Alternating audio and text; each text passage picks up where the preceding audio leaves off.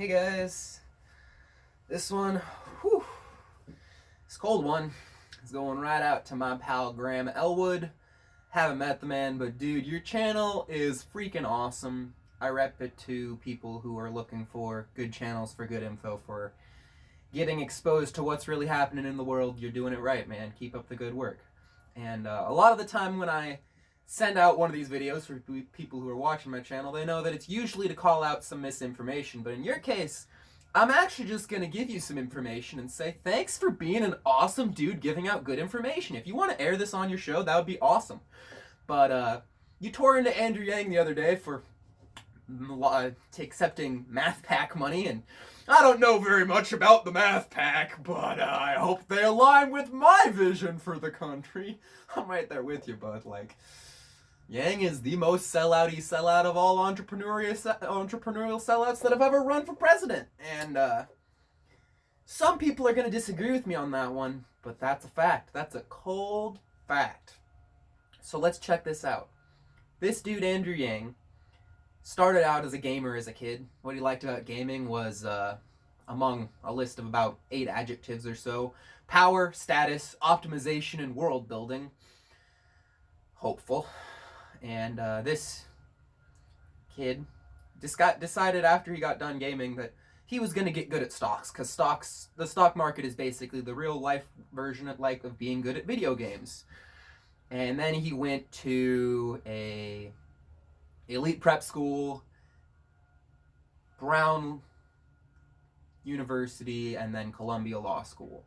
After 5 months of being a lawyer, he quit his law school job to co-found stargiving.org, a philanthropy company that he probably co-founded with his mom, connections with his mom, I'm going to imagine, because she's a 20-plus year award-winning international artist. And, I have a lot of friends who are artists, who've been artists for, their entire lifetime. They're not international award-winning artists. His dad is also a 69 patent generating head researcher at IBM until at the very latest 2012, potentially later, but that's when the patent stopped. So IBM is an agency company. His mom is very well connected in the art world in ways that most people I know that do art aren't. And after 5 months of, after law school and Brown and Columbia and elite boarding school, he just spends 5 months as a lawyer, quits, and founds a philanthropy company? I'm sorry, but where's all that law school debt gone? And then after that, he goes back into the private sector and works for a health data company that his brother helped co-found. And within 2 years, he becomes the VP of that. And his brother, of course, is a doctor that found from his own health data company that, oh, would you look at that? I happen to be one of the doctors that is most overprescribing opioids. My bad. I don't know whether or not he stopped overprescribing opioids, but I do know that his health data certainly showed that he was not part of the solution, if you know what I'm saying. But after his foray into the health sector, where he became a VP after a couple years, he quit that job and went and helped his friend that was working with Manhattan Prep. And less than a year after joining him, helping with Manhattan Prep, he became the CEO of Manhattan Prep. And went on to go tutor. Manhattan Prep is coming full circle, starting with the elite school. He now is the elite tutor company that uses the top 1% of tutors to tutor the 1%, like JP Morgan, Goldman Sachs, Morgan Stanley, and McKinsey. McKinsey being the intelligence firm that Pete Buttigieg has worked for almost a decade. And funny enough, ever since 2016, when the election didn't quite go the way that people were expecting, and you might imagine there were some people on this earth that were looking for a plan B or an alternative or a way to rock the boat and make something happen, we see all the CEOs of the tech companies, Zuckerberg, Dorsey, Elon Musk. In 2016, between January and May, there were about a dozen articles from these various CEOs saying, we need a UBI, we need it now, this is the age of the UBI. And if you'll believe it, I've actually known about UBI for longer than Andrew Yang has. His 2014 book doesn't talk about it. Although he does say he has a silver bullet to end poverty. His silver bullet to end poverty in 2014 was his entrepreneurial business that produced 2,800 jobs after 7 years.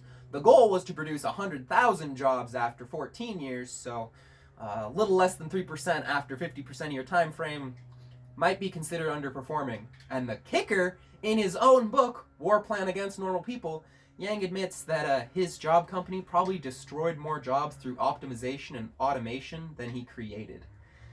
But this underperforming job company that he founded in 2011 got him a gig in the Obama White House in 2012, less than a year after founding it, as an Obama champion for change.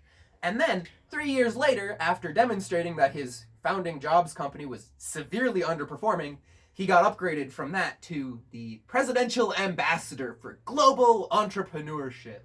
Global entrepreneurship. Global entrepreneurship. Globalism, globalism, globalism, globalism.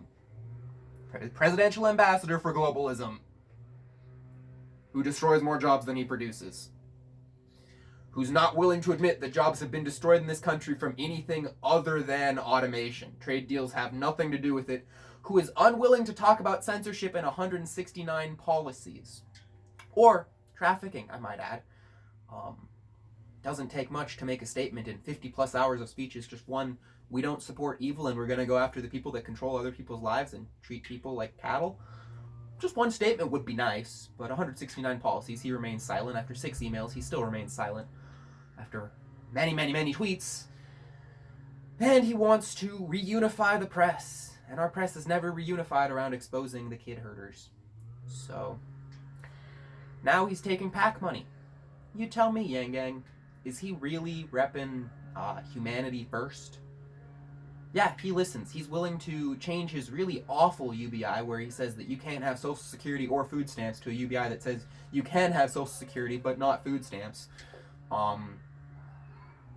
He's not budged an inch on his censorship policies. He doesn't have a foreign policy. And he's taking PAC money because people have seen through his corporatist gig. There are things he's willing to talk about, and there's things he's not touching with a 10-foot pole. And for people who are aware that those issues are big issues, he doesn't resound with them. He gets a few donations from people who say, $1,000 a month, that sounds awesome. But he's not getting the staying power of people who cry over him, who believe in his message and know that he is the one that is going to end corruption. They believe that he might be the one that will give them money. And that's cool. That gets people to turn out to vote for you. Doesn't get people impassioned to make YouTube channels like this. You get a meme train that you pay for, and that's why you need a PAC to keep it going. They're showing chinks in their armor, guys. Thanks for gabbing Aloha America. I'll see you next time. But I think at this point, here's where we're standing. Tom Steyer is stepping in for Joe Biden because Joe Biden wasn't hitting it. He didn't have the lines. He didn't have the rhetoric. But at this point, they're hoping that Warren can take out Byrne, and then Steyer can step in and be the best champion to defeat Donald Trump. And oh, looks like we didn't beat him. Whoops. Who knew a billionaire can't beat another billionaire?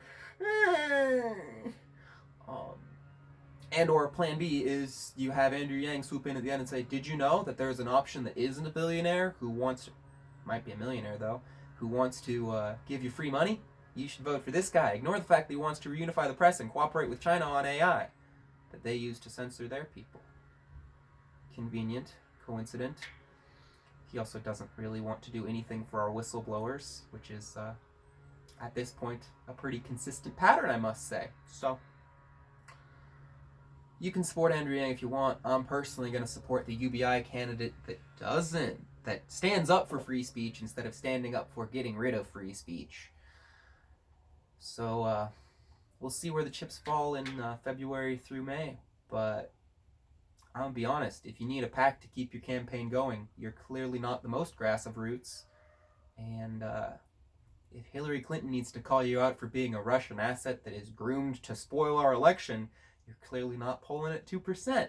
So, I think the wave's rolling as it's going to roll. I think that what we believe and what we put out into the world is a whole lot more important and a whole lot more effective than what they try to sell us that is lacking soul and lacking passion, and is very clearly cardboard that we can see through for anyone with eyes to see. And I think it's Pick Up Your Trash 2020, and we're going to win this one, guys. Thanks for gabbing Aloha America. Later.